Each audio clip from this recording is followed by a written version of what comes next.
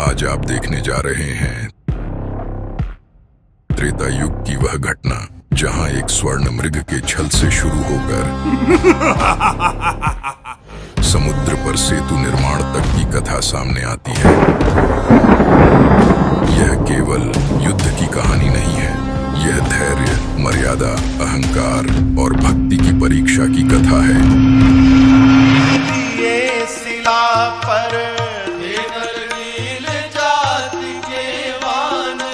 आइए चलते हैं उस क्षण में जब इतिहास ने करवट ली थी। अरे हो गई सेना पार लेकर नाम तेरा, हो गई सेना पार लेकर नाम तेरा। वन की शांति में अचानक सीता जी की नजर पड़ी एक अद्भुत चमचमाते सोने के हिरण पर। उन्होंने प्रेम पूर्वक श्री राम जी से कहा, प्रभु, ये हिरण कितना सुंदर है, इसे मेरे लिए पकड़ लाइए। मर्यादा पुरुषोत्तम श्री राम सीता जी की इच्छा पूर्ण करने के लिए उस हिरण के पीछे वन की गहराइयों में निकल पड़े। भागते भागते वह बहुत दूर चले गए। कुछ समय बाद सीता जी का हृदय चिंता से कांप उठा।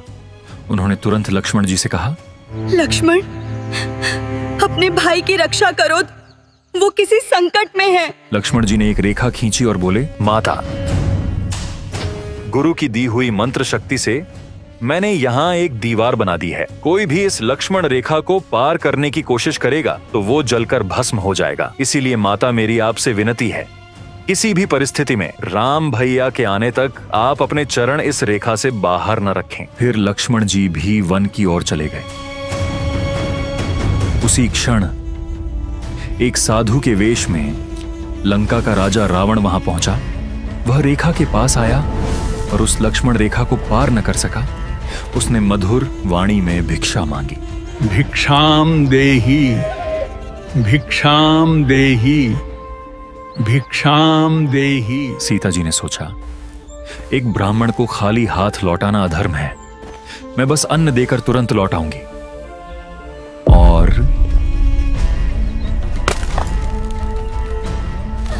वह सीता जी का हरण कर उन्हें आकाश मार्ग से लंका की ओर ले गया।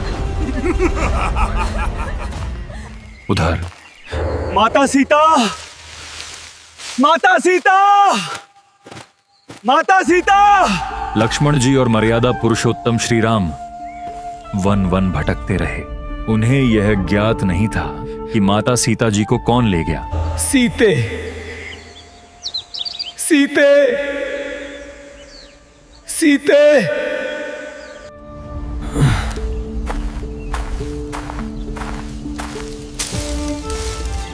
लंका में अशोक वाटिका के भीतर माता सीता कैद थीं। उधर श्री राम को हनुमान जी से समाचार मिला। हे प्रभु, सीता माता रावण की कैद में है। मर्यादा का धर्म पहले संवाद चाहता है। श्री राम जी ने शांति दूत भेजकर संदेश पहुंचाया। भगवान राम जी ने कहा है कि आप सीता माता को सम्मान सहित वापस भेज दें। मैं सीता को वापस नहीं भेजूंगा। उसका अट्टहास दरबार में गूंज उठा। अहंकार निर्णय कर चुका था। शांति का मार्ग बंद हो गया। अब रावण ने श्री राम जी को युद्ध के लिए मजबूर कर दिया। लाखों वानरों की सेना समुद्र तट पर खड़ी थी। सामने अनंत जलराशि, लंका उस पार, पर बीच में अथाह समुद्र।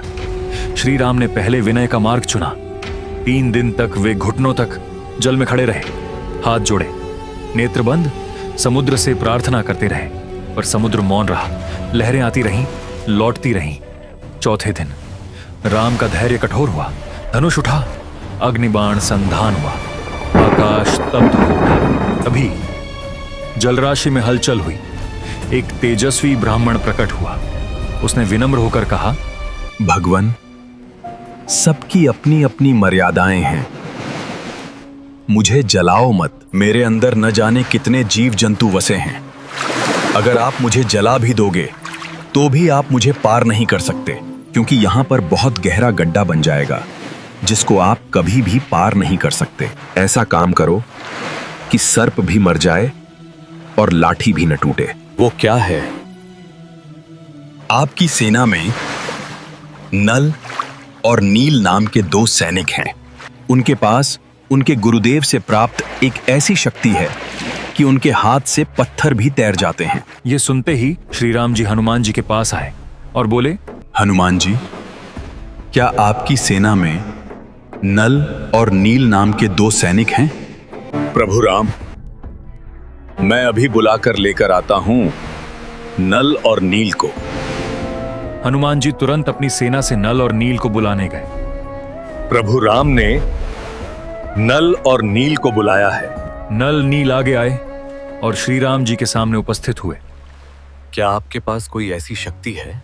हाँ जी प्रभु, हमारे हाथ से पत्थर भी नहीं डूबेंगे।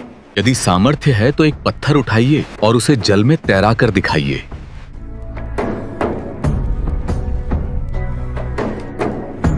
उन्होंने पत्थर उठाया, समुद्र में डाला, पत्थर डूब गया। दूसरा प्रयास, वह भी असफल।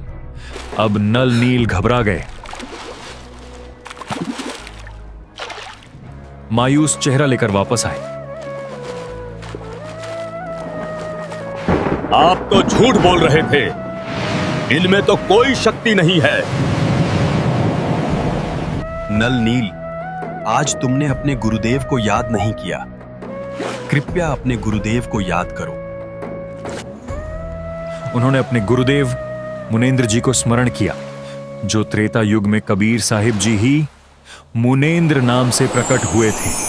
सूरज ही छाँव बनके आया है आज तन के, उसका साया ढाल बनके साथ ना छोड़े। ऐसी ताकत जिसके आगे मौत दम तोड़े। हर एक लम्हा हिफाजत जमी से है फलक तक, उसकी आंखें बाज जैसे हर तरफ देखें। है अकेला फौज जैसा वार ना चूके। क्षण भर में मुनेंद्र जी वहां प्रकट हुए। सबने उन्हें प्रणाम किया। हे ऋषिवर, मेरा दुर्भाग्य है कि आपके सेवकों से पत्थर नहीं तैर रहे हैं। मुनेंद्र जी ने शांत स्वर में कहा, अब इनके हाथ से कभी तैरेंगे भी नहीं, क्योंकि इनको अभिमान हो गया है। सद्गुरु की वाणी प्रमाण करती है कि गरीब जैसे माता गर्भ को राखे जतन बनाए, ठेस लगे तो क्षीण होवे, तेरी ऐसे भक्ति जाए। हे ऋषिवर, मुझ पर बहुत आपत्ति पड़ी हुई है, दया करो, किसी प्रकार सेना परले पार हो जाए। जब आप अपने सेवकों को शक्ति दे सकते हो तो प्रभु मुझ पर भी कुछ रजा करो। और फिर उन्होंने सामने वाले पर्वत के चारों ओर एक दिव्य रेखा खींची। ये जो सामने वाला पहाड़ है, मैंने उसके चारों तरफ एक रेखा खींच दी है, और इसके बीच बीच के पत्थर उठा लाओ, वे नहीं डूबेंगे। हनुमान जी, राम जी ने परीक्षण किया। एक सैनिक को भेजकर एक पत्थर मंगवाओ।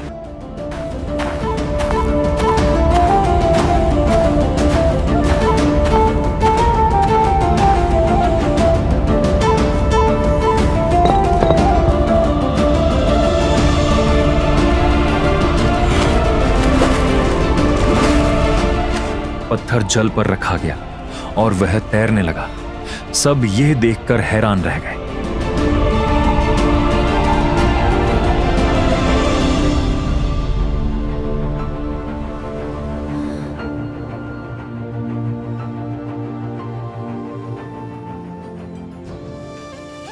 और मुनेंद्र जी को प्रणाम किया। मुनेंद्र जी ने आशीर्वाद दिया और थोड़ी दूर जाकर अंतर ध्यान हो गए।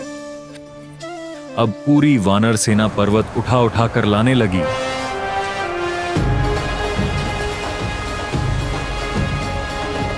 नल तथा नील कारीगर भी थे। हनुमान जी प्रतिदिन भगवान याद किया करते थे। उन्होंने अपनी दैनिक क्रिया भी करते रहने के लिए पत्थरों पर राम राम भी लिखते रहे।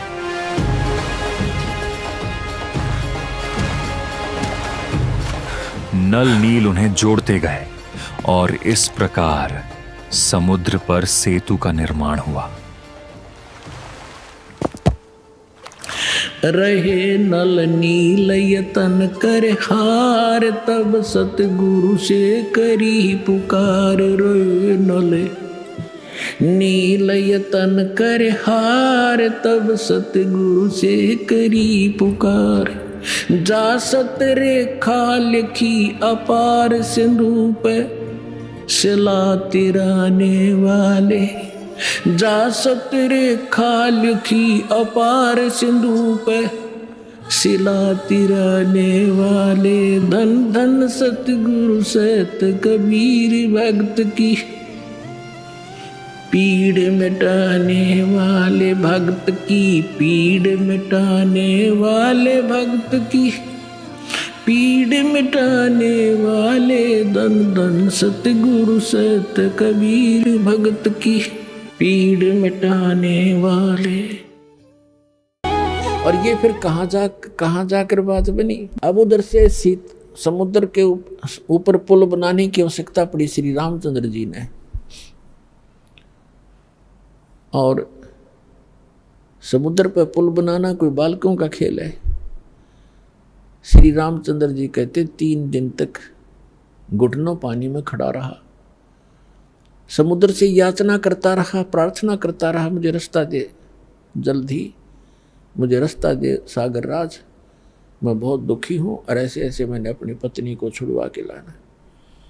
तीसरे दिन जब उसने देखा कि समुद्र टस से मस नहीं हो रहा है, लक्ष्मण से कहा कि मेरा अग्नि बांध दे, इस समुद्र को फूंकता हूँ। ये रावण का संग पाकर अभिमानी हो गया है।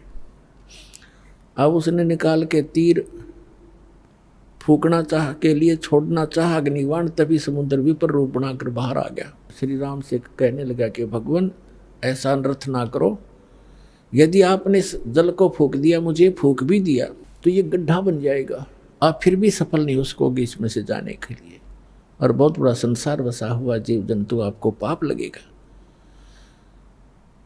ऐसा काम करो कि लाठी भी ना टूटे और सर्प भी मर जा। भगवान श्री रामचंद्र जी ने कहा कि फिर ऐसा कौन सा उपाय है बताइए।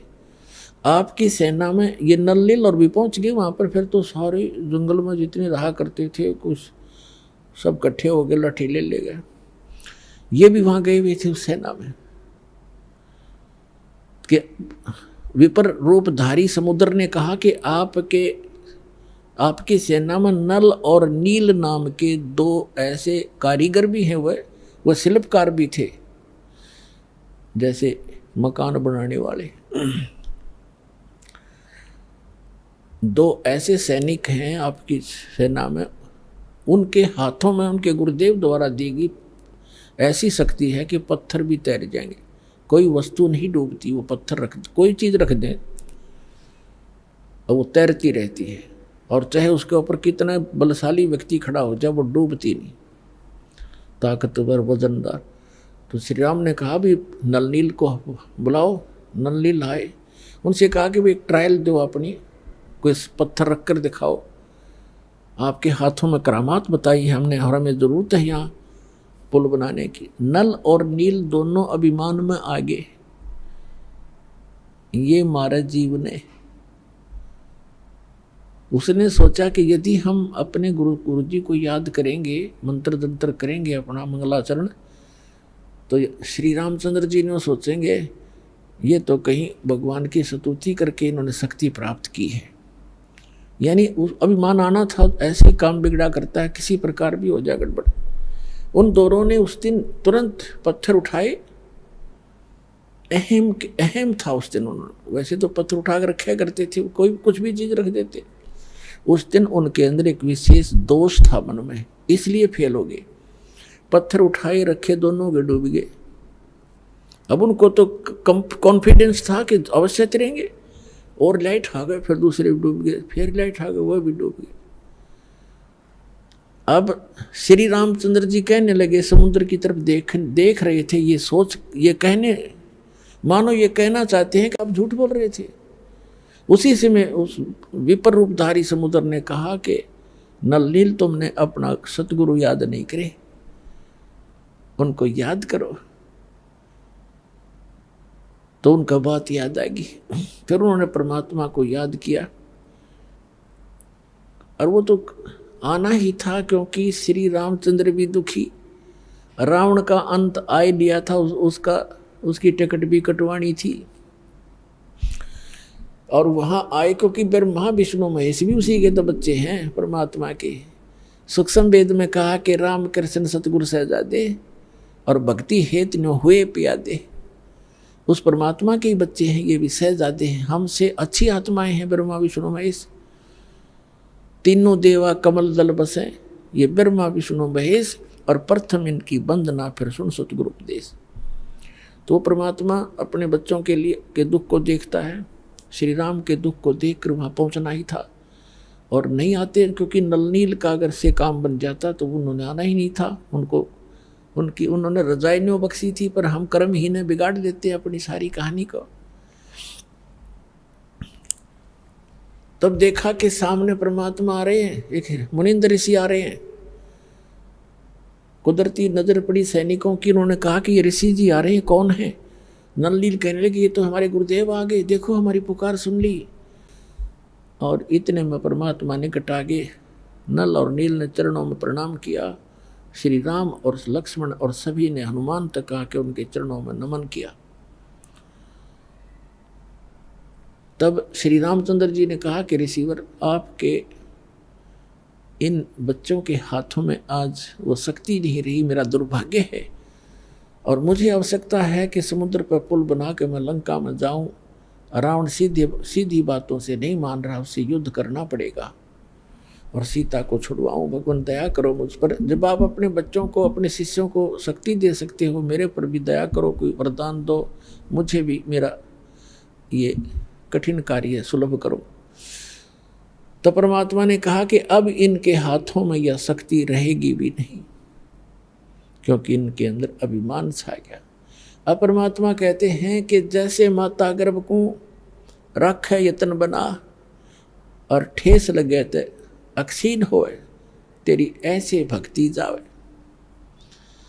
जैसे किसी बहन को, बेटी को गर्भ रहा हो, अब वही जानती है उस गर्भ की कीमत को। रात्रि के समय भी, करवट लेते समय भी ये सोचती है, भगवान कहीं मेरे बच्चे के दाब ना लग जा। रात को भी ऐसे चिंता से उठकर बैठती है, कहीं करवट ना ले ली गई हो। ऊंचे नीचे में पैर रखते समय भी सोचती है, कोई वजन उठाती है तब भी ध्यान रखती है, ताकि मेरा गर्भ रूपी लाल सफल हो और मुझे बच्चा प्राप्त हो। तो परमात्मा कहते हैं ऐसे आपको जिस दिन से मंत्र प्राप्त हुआ है, उस दिन से आपकी आत्मा के अंदर भक्ति रूपी ये लाल गर्भ प्रारंभ हो गया है। और इसको इतना सतर्क रहना पड़ेगा, आपने इसको ऐसे रखना पड़ेगा जैसे माता गर्भ को रखे यतन बना और ठेस लगे तो अक्षीण होए, तेरी ऐसे भक्ति जावे नसावे। तो उन्होंने भक्ति नाश किया, गुरु जी की से आस्था हटी, अभिमान घर कर गया। अभिमान इस जीव का सबसे बड़ा शत्रु है। अहंकार के अंदर जीव मार खाता है, और जीव क्या कि अहंकार से यहाँ प्रधानमंत्री बना हो, चाहे सारी पृथ्वी का राजा हो, 1 मिनट में अधरंग पैरालिसिस हो जा, बांका मुंह हो जा, हाथ उठे नहीं, माखी मुंह में गब्बड़े और लकड़े, खा कभी मान इसका मट्टी का। तो हमारे को काल ना अज्ञान से इतना मूर्ख बना दिया कि हम इस मिट्टी का भी मान कर लेते हैं, अपने को सुपीरियर मानने लग जाते हैं। हमारी बुद्धि भ्रष्ट कर रखी इस काल ने। तो श्री रामचंद्र जी ने कहा कि भगवान फिर मेरे ऊपर तो बड़ी आपत्ति आई है, कुछ दया करो, एक पुल बन जाए इस पर, समुद्र के ऊपर। तो परमेश्वर ने कहा क्या हो मेरे साथ साथ। हाथ में एक सोटी ले रखी थी, डोगा जैसे आजकल बूढ़े रखा करें, सोटी वैसे भी रखते हैं जैसे कोई कुत्ते बिल्ली से बाहर जाते हैं तो रख लेते थे। वो एक सोटी थी, डंडा था, उसके साथ ऐसे लाइन खींच दी रेखा, एक बहुत बड़े पहाड़ के चारों तरफ गए, और कहा कि इस रेखा के अंदर अंदर के पत्थर उठा लीजिए, ये सब हल्के कर दिए हैं, जिससे अपना पुल बनाओ बन जाएगा। अब वो पत्थर उठाए गए, उनकी ट्रायल ली गई बिल्कुल आसानी से, ऊपर तैर जाते। अब नरनील दोनों शिल्पकार भी थे, उन्होंने उनको काट तराश के एक दूसरे में फंसा के भी ऐसे एडजस्ट कर किए उन्होंने। इतना योगदान उनका फिर भी रहा, लेकिन वो परमात्मा कबीर जी की कृपा से मुनिंद्र रूप में आए, भगवान की दया से समुद्र पर वो पुल बनाने में श्री रामचंद्र जी सफल हुए थे। जगत का पेखना पेख्या धनी का नाम ना लेखा, जगत का पेखना पेख्या धनी का नाम न लेखा। उसने ऐसे कर दिया, उसने ऐसे कर दिया, जो करने वाला उसका कितना जिक्र भी नहीं हमारे हम करते। तो पुण्यात्माओं, इस प्रश्नों के उत्तर सुनकर वो भक्त इतना प्रभावित हुआ जी, बात तो आपकी सारी नई नई लगे हैं पर हृदय में जगह बनावे, और कुछ कुछ मुझे आपकी बात में दम लगा। अब पुण्यात्मा हो, प्रथम बार ये पुराना पेंट इतना जबरदस्त हो रहा है आपके हृदय में, पुराना अज्ञान। अब पुराना पेंट कहीं हो रहा और नए पेंट ने के जल्दी सी टेकने दे, लेकिन दास के पास वो रेगमार है, कति खुर्च दूंगा और ऐसा कर दूंगा कदे भी ना उतरा आजीवन। परमात्मा कहते 9 मन सूत उलझिया ऋषि रहे झखमार, और सतगुरु ऐसा सुलझा दे उलझन दूजी बार। इस अध्यात्म मार्ग को परमात्मा कबीर जी की दया से, गुरुदेव जी की रजा से ऐसा सुलझा दिया है, इस कलयुग में नहीं उलझ सकता। को उलझाना चाहोगा तो भी नहीं उलझेगा। ऐसा मक्खन बना के दर दिया, ताक एक मक्खन बना दिया।